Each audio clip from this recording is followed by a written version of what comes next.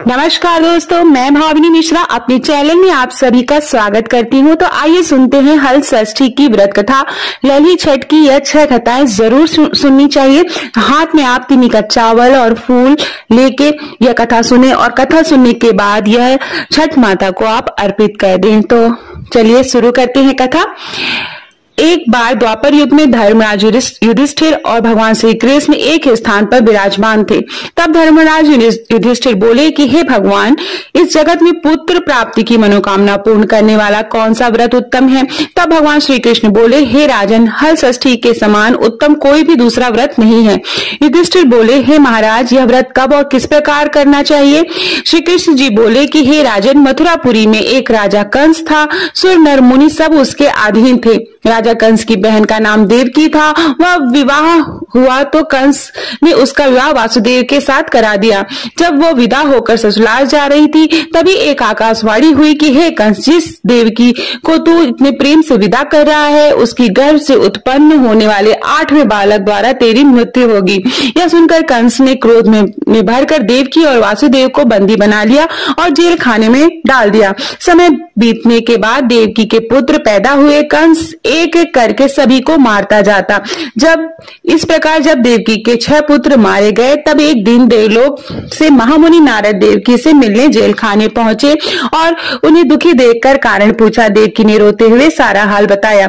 तब नारद जी ने कहा कि बेटी दुखी मत हो, तुम श्रद्धा और भक्ति पूर्वक हल षष्ठी माता का व्रत करो, जिससे तुम्हारे सारे दुख दूर हो जाएंगे। तब देवकी माता ने की महिमा नारद जी बोले कि देवकी, मैं तुम्हें एक पुरातन कथा सुनाता हूँ, ध्यान से सुनो। तो आगे जो कथाएं होंगी वह 6 कथाएं अलग अलग है। तो मैं पहली कथा सुनाने जा रही हूँ। बहुत समय पूर्व चंद्रव्रत नामक एक प्रतापी राजा था, जिसका एक ही पुत्र था। राजा के नगर के समीप एक तालाब खुदवाया, परंतु उसमें जल नहीं रहता था। कितना भी जल भर जाए तुरंत ही सूख जाता था। जलहीन तालाब को देखकर नगरवासी राजा को कोसते थे। राजा सदैव दुखी रहते और कहते थे कि मेरा धन और धर्म दोनों ही नष्ट हो गया। एक दिन स्वप्न में वरुण देव ने राजा से कहा कि हे राजा, यदि तुम अपने पुत्र की बलि दोगे तो तालाब जल से भर जाएगा। प्रातः काल राजा ने स्वप्न की बात दरबार में बताई और कहा कि मैं अपने इकलौते पुत्र का बलिदान नहीं कर सकता, चाहे तालाब में पानी रहे या न रहे। राजा की बात सुनकर राजकुमार बोला, मैं स्वयं अपनी बलि दे दूंगा, क्योंकि मेरे बलिदान से पिता का सुयश बढ़ेगा तथा जनता को सुख मिलेगा। यह कहकर राजकुमार स्वयं तालाब के तलतटी में जाकर उसके प्रभाव से तालाब तत्काल ही जल से भर गया। उसमें कमल के पुष्प खिल गए और सभी जल जंतु बोलने लगे। राजा ने यह समाचार सुना तो बहुत दुखी होकर वन को चला गया। वन में 5 स्त्रियां हल षष्ठी माता की पूजा कर रही थी।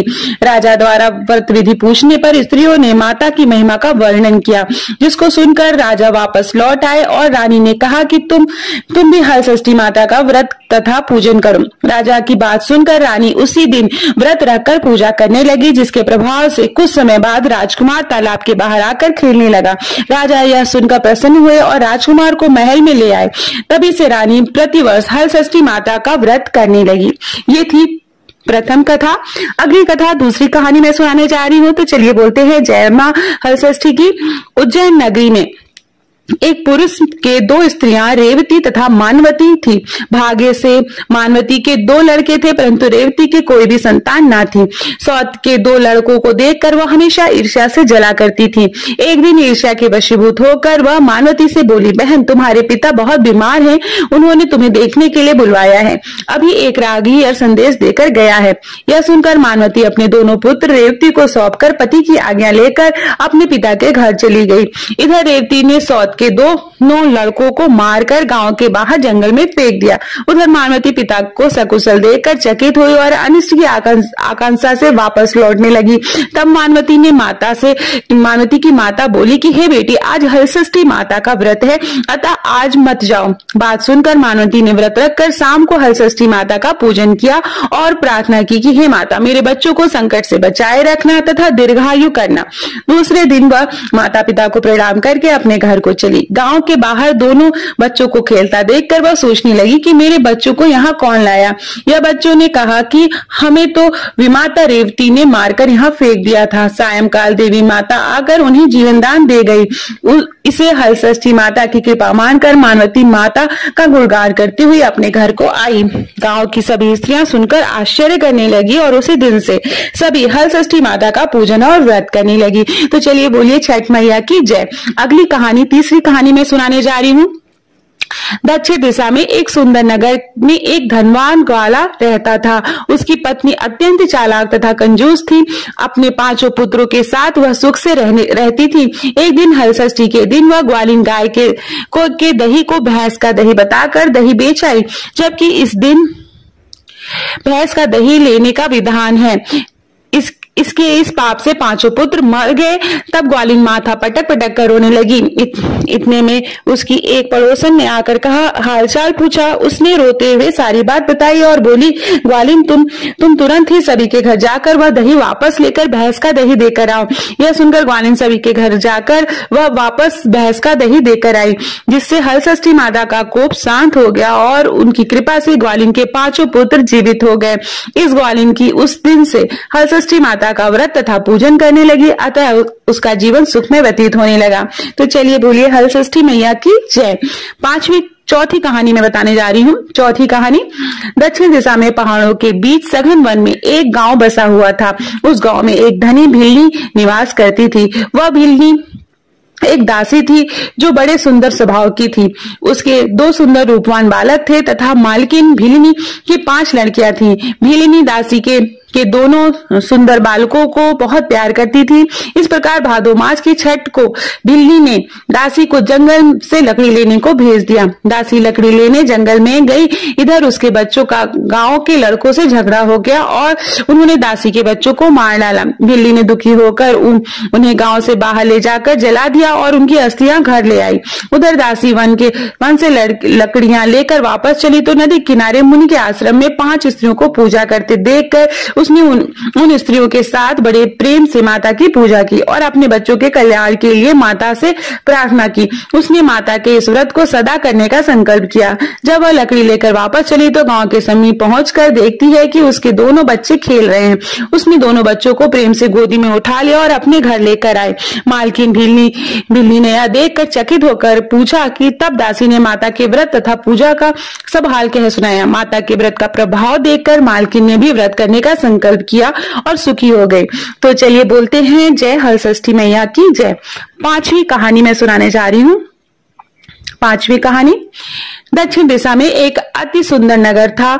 उस नगर में एक धनवान बनिया रहता था। उसकी पत्नी बहुत उत्तम स्वभाव की थी, किंतु उसके पूर्व जन्म के पाप के कारण उसे 6 पुत्र हुए, परंतु एक भी जीवित न रहा। इससे दुखी होकर वह वन में चली गई। वन में उसे एक तपस्वी मुनि मिले। वैश्य की पत्नी रोती हुई मुनि के चरणों में गिर पड़ी। मुनि ने के पूछने पर उसने दुख का कारण बताया। मुनिराज ने ध्यान लगाकर उसके बालक को वरुण, कुबेर, इंद्रलोक में खोजा, परंतु बालक नहीं मिला। तब वह समाधि लगाकर ब्रह्मलोक गए और वहां एक बालक दिखाई दिया। मुनि ने कहा, हे बालक, तुम्हारे वियोग से तुम्हारी माता मृत्युलोक में तड़प कर रही है, इसलिए तुम मेरे साथ चलो। यह सुनकर बालक बोला, हे मुनिराज, मैं कई बार गया और वापस आ गया हूँ। अब गर्भ में दुख से मैं दुखी हूँ। अब मैं नहीं जाऊंगा। मुनिराज ने उसे समझाया, परंतु वह तैयार नहीं हुआ। मुनिराज से बोला, उसने कहना कि वो मुझे पाने के लिए हलषष्ठी माता का व्रत करे और व्रत के प्रभाव से मैं उत्पन्न होने पर मेरी पीठ पर पोता से प्रहार करे और इस क्रिया से मैं दीर्घायु हो जाऊंगा। यह सुनते हैं मुनि की समाधि खुल गई और उन्होंने सामने बैठी वैष्णव पत्नी को पुत्र का संदेश कह सुनाया। वह संतुष्ट होकर घर वापस आई और समय आने पर हलषष्ठी व्रत किया।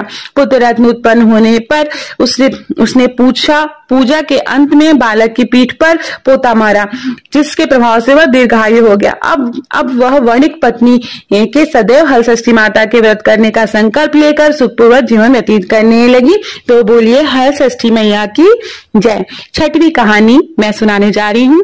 प्राचीन काल में सुभद्र नामक एक राजा था। उसकी पत्नी का नाम सुवर्णा था। उसके हस्ती नामक यह प्रतापी पुत्र था, जिसने अपने नाम से हस्तिनापुरी बसाई थी। एक दिन राजा का लड़का अपनी धाय के साथ गंगा स्नान को गया। वहां उससे एक गाहर ने निगल लिया। यह सुनकर सुवर्णा अत्यंत दुखी हुई और उसने क्रोध में धाती के पुत्र को भाड़ की धधकती अग्नि में डलवा दिया। धाती पुत्र शोक में निर्जन वन में जाकर एक शिव मंदिर में जाकर शिव पार्वती व गणेश की उपासना करने लगी। वह प्रतिदिन धान व महुआ खाकर समय बिताती। व्रत के प्रभाव से भाद्रपद कृष्ण पक्ष के एक दिन उसका लड़का अग्नि से निकल कर आया। राजा रानी भाड़ से लड़के को जीवित निकलता देखकर आश्चर्य करते हुए पंडितों से उसके जीवित निकलने का कारण पूछने लगे। तभी इस रहस्य को बताने के लिए शिव जी की आज्ञा से दुर्वासा ऋषि वहां आए। राजा रानी ने उसका स्वागत किया और लड़के के जीवित निकलने का रहस्य बताया। दुर्वासा ऋषि बोले, राजन, यह धाती ने वन में नियम पूर्वक श्रद्धा से भगवान शंकर, पार्वती, गणेश, कार्तिकेय का पूजन किया है। इसके प्रभाव से ही इसका लड़का जीवित हुआ है। आप यह व्रत किया करें। राजा रानी दुर्वासा ऋषि को विदा करके धाती के पुत्र के पास गए। उन्हें वहां कुश पर बैठे पलाश के नीचे शिव जी का पूजन करते देखा तो उसने अपनी मां धाती से मिला दिया। धाती ने राजा को बताया कि आपसे भयभीत होकर जिस दिन मैं वन में आई थी, तब से मैं केवल वायु भ्रमण करते हुए शंकर, भगवान पार्वती, गणेश और कार्तिकेय के पूजन में लगी रहती थी। एक दिन रात में शिव जी ने स्वप्न में कहा कि तुम्हारा लड़का जीवित हो जाएगा, क्योंकि तूने श्रद्धा सहित व्रत पूजन किया है। तुम्हारी रानी भी यह व्रत करे तो उसका लड़का भी मिल जाएगा और उसके लड़के और भी लड़के होंगे। यह सुनकर राजा रानी ने श्रद्धा भक्ति सहित यह व्रत किया और इसके प्रभाव से राजा का लड़का गाय के मुंह से जीवित निकल आया। फिर व्रत के प्रभाव से राजा के और भी पुत्र हुए और राज्य में सुख शांति छा गई। उसके राज्य के अनावृष्टि, दुर्भिक्ष, महामारी सदा के लिए समाप्त हो गई। इन कथाओं को सुनकर देवकी ने तो इस तरह से छठी कथा भी समाप्ति होती है। इन कथाओं को सुनकर देवकी ने नारद जी से तथा युधिष्ठिर ने श्री कृष्ण जी से पूछा कि इस व्रत का विधान क्या है। तब नारद जी ने देवकी से तथा श्री कृष्ण से युधिष्ठिर के साथ भादो मास की कृष्ण पक्ष की पंचमी के दिन यह व्रत करने का संकल्प कर दिन में एक दिन भोजन करें। छठ के दिन घर की सफाई कर आंगन में गोबर से लीप कर शुद्ध करें।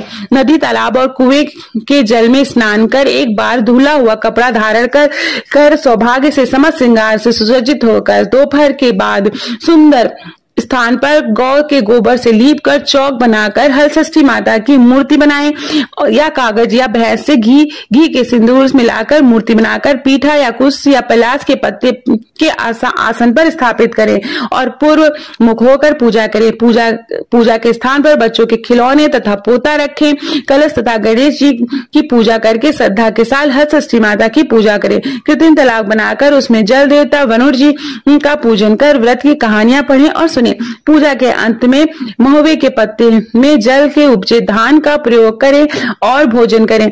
उस दिन खेत या हल चलती धरती पर न चले। इस विधि से नारी जो व्रत करती है उसकी समस्त मनोकामनाएं पूर्ण होती है, जीवन सुखमय होता है और पुत्र दीर्घायु होता है। तो चलिए सभी बोलते हैं हल षष्ठी माता की जय। यह थी 6 कहानियां।